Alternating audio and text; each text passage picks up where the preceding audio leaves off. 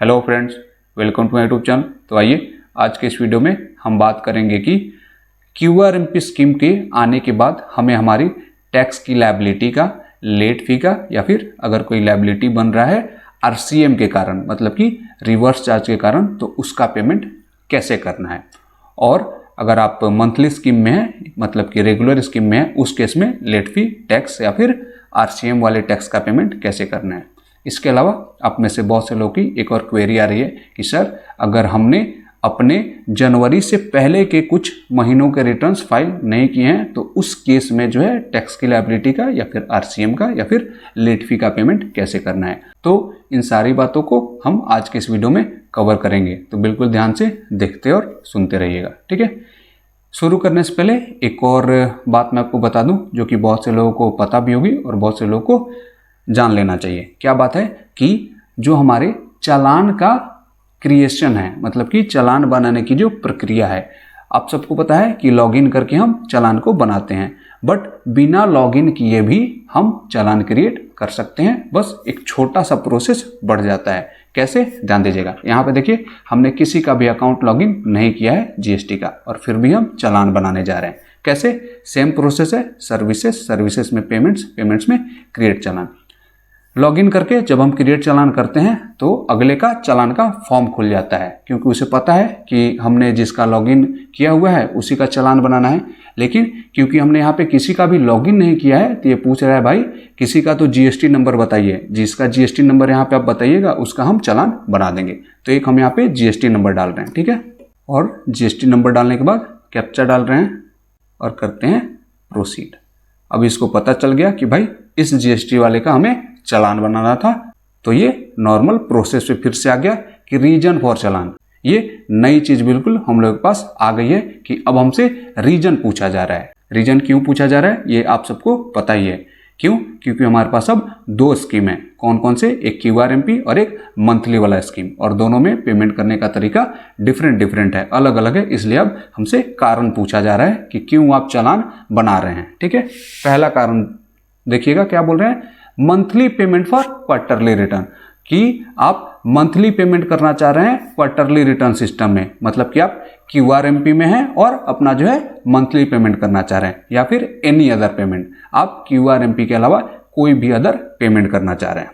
तो अगर आप क्यूआरएमपी में हैं तो आपको ऊपर वाला सिलेक्ट करना है। अगर क्यूआरएमपी में नहीं है, मतलब कि मंथली वाले स्कीम में है, मंथली 3B और R1 फाइल कर रहे हैं, तो आपको एनी अदर पेमेंट सेलेक्ट करना है, ठीक है।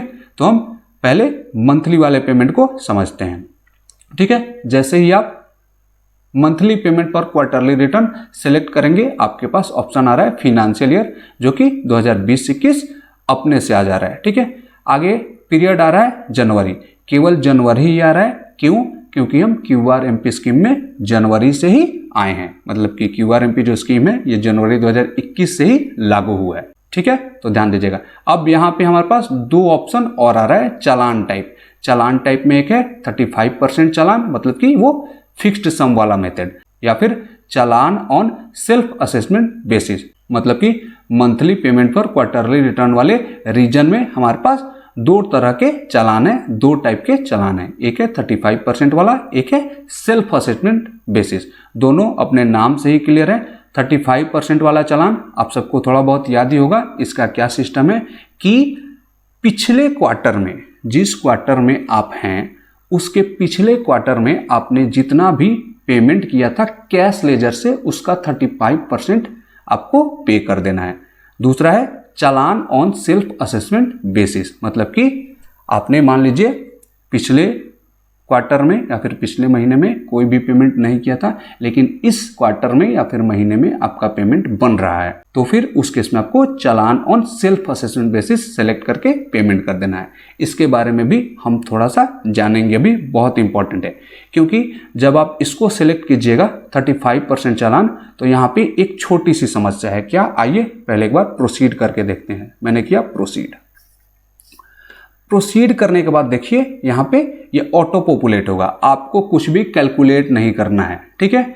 और ये बोल रहे हैं since you have filed the last GSTR 3B monthly 100% of the tax liability paid by debiting the cash ledger will be populated या फिर ऑटो पॉपुलेटेड।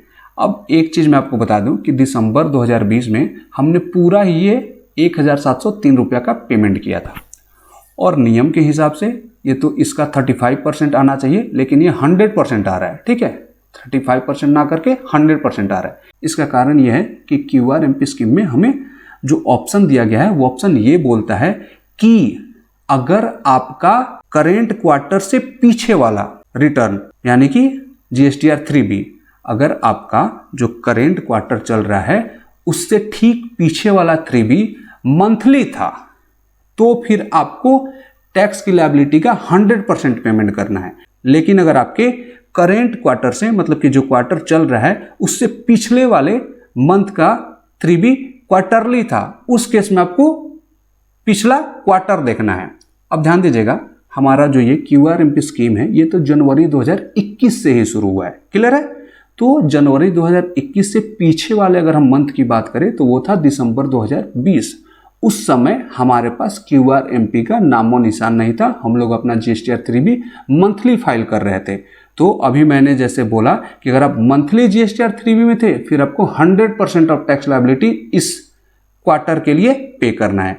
अब सर फिर वो क्वार्टरली वाला सिस्टम थोड़ा सा कंफ्यूज हो रहे हैं, तो ध्यान दीजिएगा कि ये जो 35% वाला सिस्टम है ये अप्रैल से इफेक्टिवली लागू होगा। ठीक है, तो अप्रैल 21 में जब हम जाएंगे और वो जो हमारा क्वार्टर होगा अप्रैल मई जून, उससे पीछे वाले क्वार्टर की बात करेंगे या फिर उससे पीछे वाले GSTR 3B की बात करेंगे तो वो 3B हमारा मार्च 2021 वाला 3B होगा, यानी कि जन 21 से मार्च 21 वाले क्वार्टर का 3B होगा अगर हम QRMP में है तो उस केस में केवल हमें जो भी हमने पेमेंट किया होगा जन टू मार्च 21 के बीच उसका 35% देना होगा।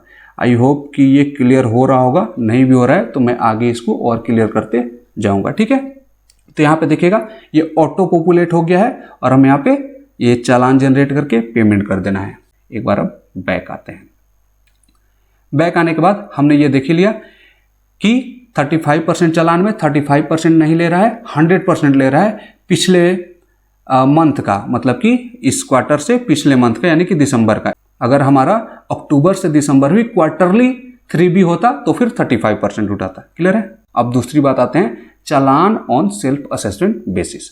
अब इसमें क्या है देखिएगा, मैं करता हूं प्रोसीड। यहाँ पे हमारे पास जैसे पहले चालान आता था पूरा वही फॉर्म आ गया है। क्यों? मान लीजिए कि आपका उधर अक्टूबर से दिसंबर तक किसी भी तरह के टैक्स का पेमेंट नहीं था, लेकिन जनवरी 2021 में आपके टैक्स का लायबिलिटी आ रहा है, तो उस केस में तो आपको पता है कि भाई मेरा लायबिलिटी है, तो उस केस में आप आइए सेल्फ असेसमेंट वाले ऑप्शन में और वहां से जो भी आपका टैक्स का लायबिलिटी बन रहा है। अब ध्यान देना है, लायबिलिटी मतलब कि नेट टैक्स लायबिलिटी, मतलब कि जो कि आपका टैक्स की लायबिलिटी है उसमें से ITC को माइनस कीजिए यानी कि घटा दीजिए और जो बैलेंस बच रहा है उसका केवल पेमेंट करना है। अब यहीं पे एक चीज हम और देख लेंगे कि अगर आपके RCM के टैक्स का पेमेंट बन रहा है तो आप जब जाएंगे वो 35% चालान में तो वो ऑप्शन आपके पास आएगा ही नहीं। तो अगर आपके RCM टैक्स का पेमेंट बन रहा है तो उस केस में भी आपको सेल्फ असेसमेंट वाले ऑप्शन में आना है और यहाँ से आपका जो भी CGST SGST का RCM है या फिर IGST का RCM है वो खुद से यहाँ पे डाल के और उसका पेमेंट करना है। ठीक है, इसके अलावा लेट फी, मान लीजिए कि अगर आपने दिसंबर 2020 का रिटर्न लेट से फाइल किया था, ठीक है, तो उसका लेट फी बन रहा था और वो आपको देना है जनवरी के रिटर्न में। ठीक है, जैसे कि नॉर्मल होता है, लेकिन जनवरी में आप QRMP में हैं, उस केस में आप अपने लेट फी का पेमेंट कैसे करेंगे तो वो भी फिर आपको करना है। तो उसका भी पेमेंट आपको सेल्फ असेसमेंट वाले ऑप्शन के थ्रू ही करना है। ठीक है, बहुत लोग सोच रहे होंगे कि उसको तो हम लोग एनी अदर वाले ऑप्शन के थ्रू भी कर सकते थे। देखिए, जब आप एनी अदर वाले ऑप्शन के थ्रू करिएगा तो उसका मतलब सीधा सीधा ये हुआ कि आप मंथली स्कीम में हैं, लेकिन क्योंकि आप QRMP में आ गए हैं जैन 21 से, तो जो भी आपको पेमेंट करना है वो आपको monthly payment for quarterly return वाले रीजन में ही करना है। उस रीजन में जो 2 टाइप है उसमें से किसी एक को चुनना है। तो क्योंकि दिसंबर 2020 का लेट फी है तो उसको आपको सेल्फ असेसमेंट के बेसिस पे ही पे करना है। क्लियर है? ये भी क्लियर हो गया। अब आते हैं फिर से बैक आने का ऑप्शन है, एडिट रीजन पे आ जाते हैं। ठीक है, यहाँ पे हमने देख लिया। इसके अलावा एक और चीज़ याद रखिएगा कि एक बार यहाँ पे मैं टिक करता हूँ, बोल रहे हैं as per law no interest shall be levied for the selected month if payment is made by 25th of the next month. इससे क्या क्लियर हुआ कि QRMP वाले स्कीम में आपको जो पेमेंट करना है, ठीक है, किसी भी मंथ का, वो उस मंथ के बाद के अगले 25 तारीख तक कर देना है। जैसे जो भी आपका जनवरी 2021 का पेमेंट बन रहा है QRMP के तहत, उसको आपको 25 फरवरी तक पे कर देना है। फरवरी का जो भी बनेगा उसको 25 मार्च तक, ठीक है। वैसे ही करंट महीने के अगले 25 तारीख तक आपको पेमेंट कर देना है QRMP स्कीम से। तो फिर आपको किसी भी तरह का ब्याज मतलब कि इंटरेस्ट नहीं लगेगा, ठीक है। अगर आप सेल्फ असेसमेंट बेसिस पे करते हैं, उस केस में यहाँ पे ये लिख रहा है interest will be levied as per law in case of payment made through other than 35% challan. तो ये बिल्कुल ऐसा जो लिख रहे हैं, ये पूरी बात यहाँ पे नहीं लिख रहे हैं। इस केस में भी आपको 25 तारीख तक का समय दिया गया है। यहाँ हेल्प से देखते हैं क्या बोल रहे हैं।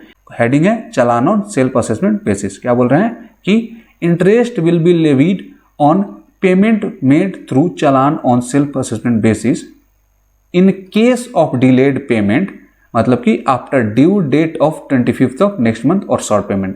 तो challan on self assessment basis वाले केस में भी आपको तभी ब्याज लगेगा जब आप 25 तारीख के बाद अपने टैक्स का पेमेंट करते हैं या फिर कम टैक्स का पेमेंट करते हैं, ठीक है। यहाँ पे इन्होंने एक बात ये भी लिख दिया है कि सेल्फ असेसमेंट बेसिस में आपको केवल वही पैसा देना है जो आपका नेट टैक्स लायबिलिटी है, मतलब कि ITC को घटाने के बाद, ठीक है। इसको क्लोज करते हैं।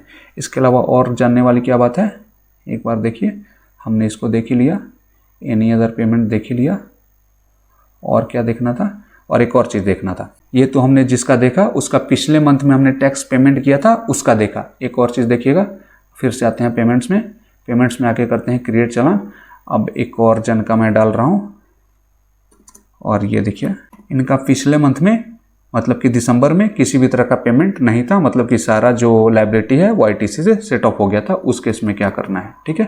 ये मैंने GST नंबर डाला, कैप्चा डाला, करते हैं प्रोसीड। प्रोसीड करने के बाद मैं करता हूँ monthly payment for quarterly return, सारा चीज़ सिलेक्टेड है, करता हूँ 35% चालान और करता हूँ प्रोसीड। देखिए यहाँ पे ये लिख के दे रहा है, ठीक है। अगर आपका ऐसा केस है फिर आपको टैक्स देने का जरूरत ही नहीं है। कैसा केस कि अगर आपने अक्टूबर से दिसंबर में किसी भी तरह के टैक्स का पेमेंट नहीं किया था, और अक्टूबर से दिसंबर गलत होगा बोलना, दिसंबर 2020 में किसी भी तरह के टैक्स का पेमेंट नहीं किया था, तो आपको अभी भी किसी भी तरह के टैक्स का पेमेंट नहीं करना है। अगर टैक्स नहीं बन रहा है तो, अगर टैक्स बन रहा है तो फिर आपको सेल्फ असेसमेंट बेसिस में जाके और उस हिसाब से जो भी आपका नेट टैक्स लायबिलिटी बन रहा है, मतलब कि लायबिलिटी से ITC घटाने के बाद जो बैलेंस टैक्स बन रहा है उसका पेमेंट करना है। क्लियर है? तो आई थिंक जितनी भी बातें थी वो सारी बातें क्लियर हो गई हैं। तो अगर आपको मेरा वीडियो अच्छा लगा तो इसको लाइक कीजिए, मेरे चैनल को सब्सक्राइब कीजिए। Thank you for watching my video.